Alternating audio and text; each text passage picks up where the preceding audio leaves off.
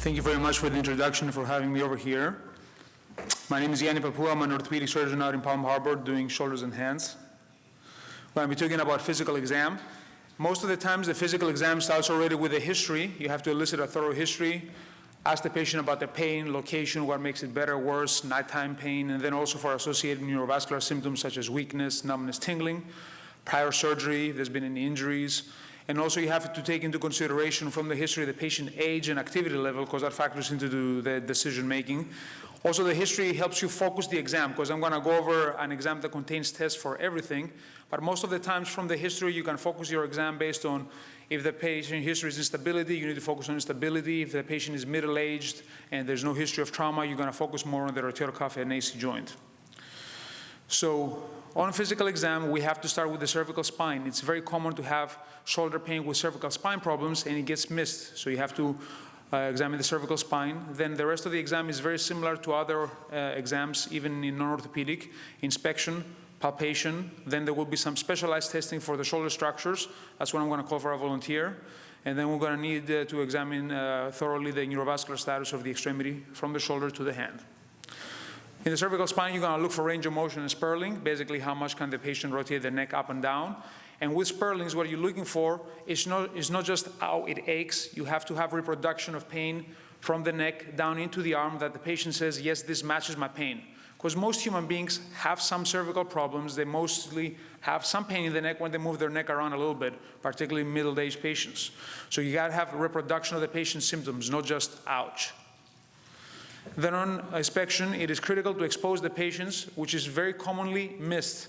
A lot of people don't make the patient undress, and you can miss a lot of stuff. So particularly for a first-time exam, you have to expose the patient. You got to look for the alignment, atrophy, scars, glenohumeral rhythm, and active range of motion. So here's an example of malalignment of the shoulder. You can obviously see that the left shoulder is drooping. The clavicle stops there, and then the rest of the shoulder girdle falls away from it. And that's how the x-ray looks. It's like a comminuted, very displaced clavicle fracture. And that's obvious on physical exam. They may even come to you with complaints of shoulder pain, and this being malaligned and healed in malunion, that sometimes appears too. An example of deltoid atrophy from a neurologic injury. Normal deltoid, the other deltoid is atrophic. You can basically just see the greater tuberosity and the coracoid right there. Or atrophy of the supra and infraspinatus. That can happen in suprascapular nerve injuries. That can happen with Parsonage-Turner, brachial plexus injuries, or chronic rotator cuff tears. There's going to be a side-to-side difference in the bulk of the supra and infraspinatus. And basically, there's going to be indentations. And unless you look at the patient from the back, patients, they have like a natural elevation of the arm above the head. When there's rotator cuff tears or rotator cuff dysfunction, what you see is hiking of the scapula. So the patient will hike the scapula, but the arm will not raise much past that. So that's when we talk about disrupted glenohumeral rhythm, is when there's rotator cuff tears or other injuries that make your arm not abduct in the glenohumeral joint. You'll move the scapula, but not the actual glenohumeral joint. Next, palpation. Palpation is not very useful in the shoulder. It's more useful in other joints such as elbows, wrists, hands, knees. But in the shoulder joint, the most useful structure to palpate is the AC joint. If there's tenderness in the AC joint, we take that into consideration in the exam. We're going to look for that on X-ray to make sure there's no spurs or arthritis of the AC joint. And we're going to look for that if we do order an MRI, if there's signal in the AC joint. The rest of the palpation, you can palpate the glenohumeral joint, you can palpate the bicep tendon and the rotator cuff, but they're not very helpful tests. What is very important is to elicit the patient's passive range of motion. So most patients who come to you with a painful shoulder, let's say a rotator cuff tear, they're going to go, I hurt, and they don't want to move it past that. What you have to do as an examiner is to physically take the arm, move it all the way up to see if there's any limitation in the passive motion. If the glenohumeral joint is intact, whether there's a rotator cuff tear or impingement or a painful rotator cuff, there should be full passive motion. Same thing for all motion planes. There should be full external rotation, internal rotation. If you don't have full passive motion, there's really only three things that are going to cause that. There's going to be a dislocated shoulder, there's going to be arthritis of the glenohumeral joint that you're going to pick up on x-rays, or it will be a frozen shoulder.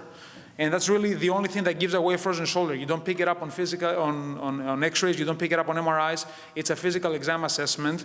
There's limitation of passive motion. That means when you go to move the patient's shoulder, it doesn't move past that, whereas the other shoulder moves freely all the way up. Same thing with the rotation. If you move them in abduction, one shoulder is going to move full to 90, the other is just not going to go past it.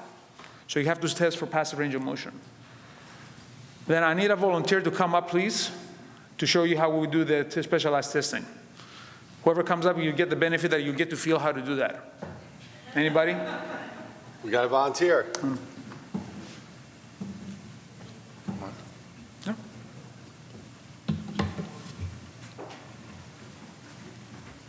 There you go. Yeah, up here, so they can hear us. So, yes, please. So we start by examining usually the rotator cuff. First test is NEARS, and that's forced hyperflexion. You move the arm up and you kind of stabilize the shoulder blade, and you try to bring the rotator cuff into contact with the acromion. And if they have pain, whether it's from impingement or rotator cuff tearing, they will report pain with that test. The next test is Hawkins, and that's with the shoulder forward flexed. In here, we do forced internal rotation. And again, that makes the tuberosity and the pathologic rotator cuff impinge on the acromion. Third test is Job, and that's the so-called empty can test. You have the patient hold both arms as if they're emptying a can, and then you ask them to resist you. If that elicits pain, that's a positive test. If it's a torn rotator cuff, what you'll actually see is that the patient not only has pain, but they actually give. There's weakness. Fourth test is Yokum. You have them put the hand on the contralateral shoulder and ask them to resist you. If it's impingement, there's going to be pain. If it's a torn rotator cuff, they'll actually give, and the arm will fall down. Then, hold on, far from done. Far from done. So for rotator cuff tears that involve the subscapularis, there's 3 tests. One is called the bear hug. Again, in this position of forward flexion and internal rotation, you ask them to push it down. And there should be excellent strength. If they have weakness in that and you can break it up, that's usually a subscapularis tear. There's also another test for the subscapularis called the belly press.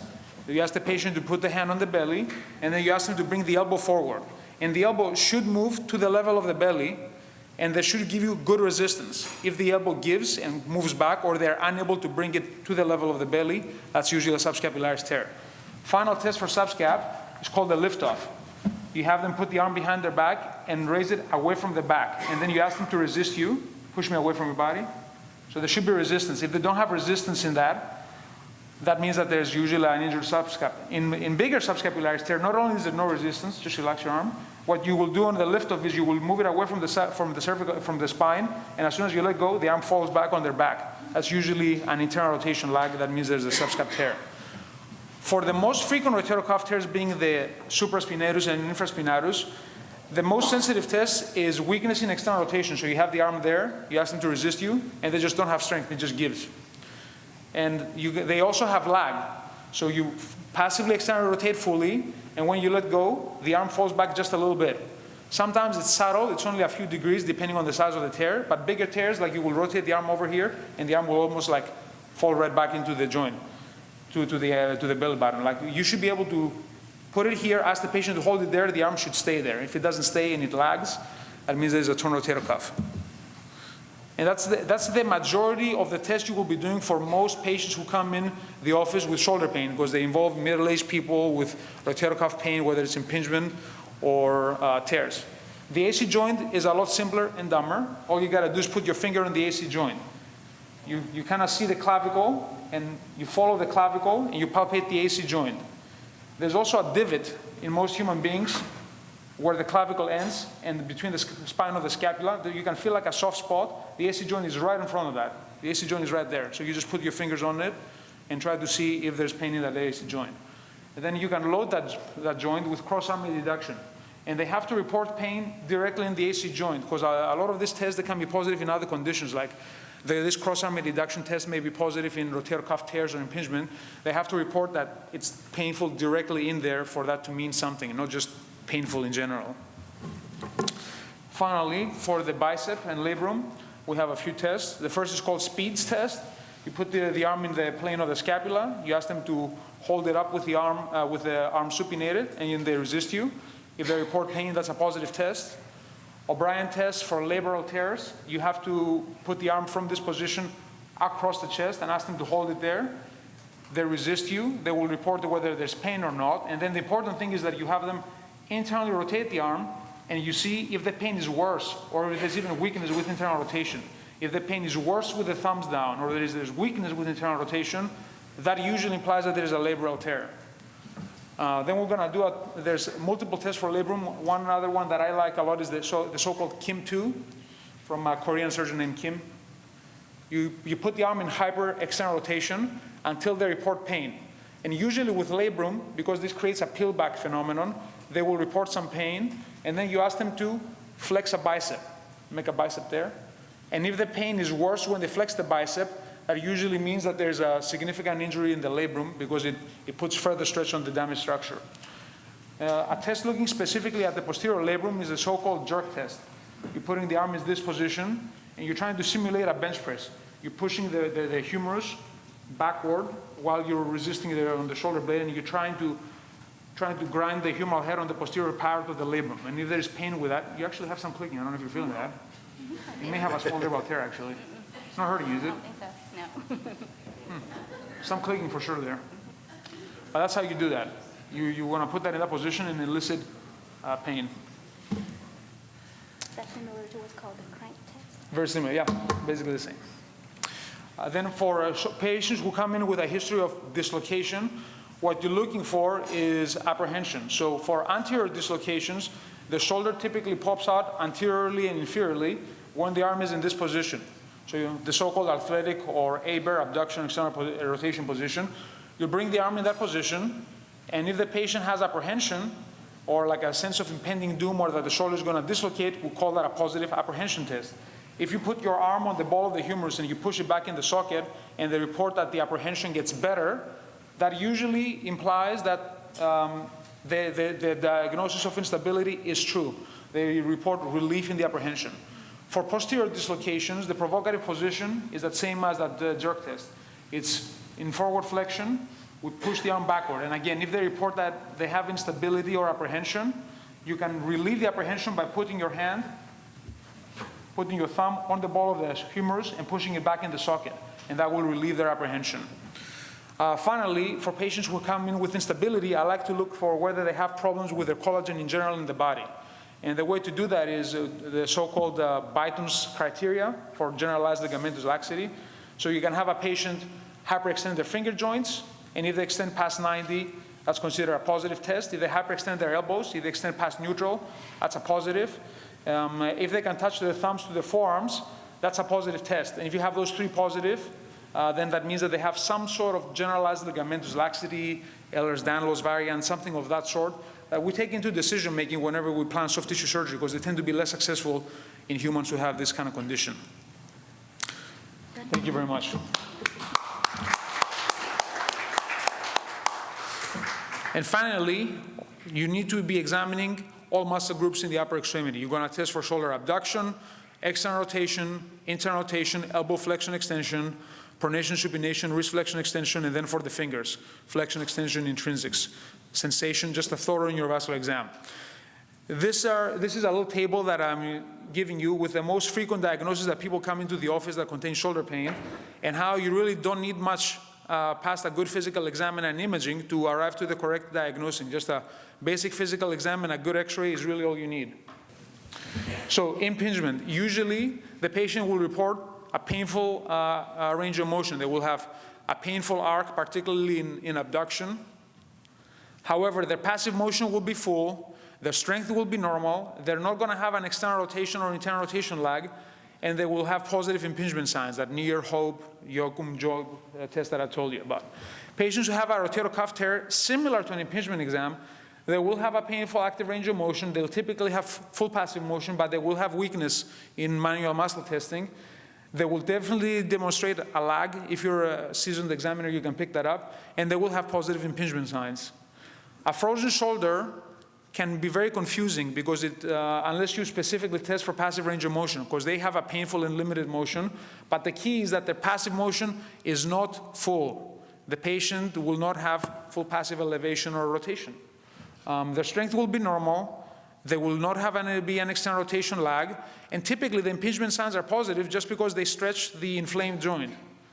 Now, notice how this and this are very similar. Rotator cuff tears and cervical radiculopathy of the C5, C6, or suprascapular neuropathy. They're very similar exams.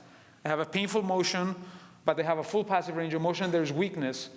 They can demonstrate an external rotation lag. The key is that typically if you have a cervical radiculopathy, the patient will report reproduction of the symptoms with Sperling's, whereas with a rotator cuff tear, the symptoms will be exacerbated with the impingement signs. In radiculopathy, the impingement signs are not really very painful. They report pain in general. It doesn't get any worse when you're doing the impingement signs. So in summary, you need to be thorough, start with a good history, include the cervical spine, do a neurovascular exam, and then focus your exam on the history to do a good exam of the rotator cuff, AC joint, the bicep, labrum, or instability. And typically MRI is only useful for surgical planning. You don't need to start with an MRI. Thank you.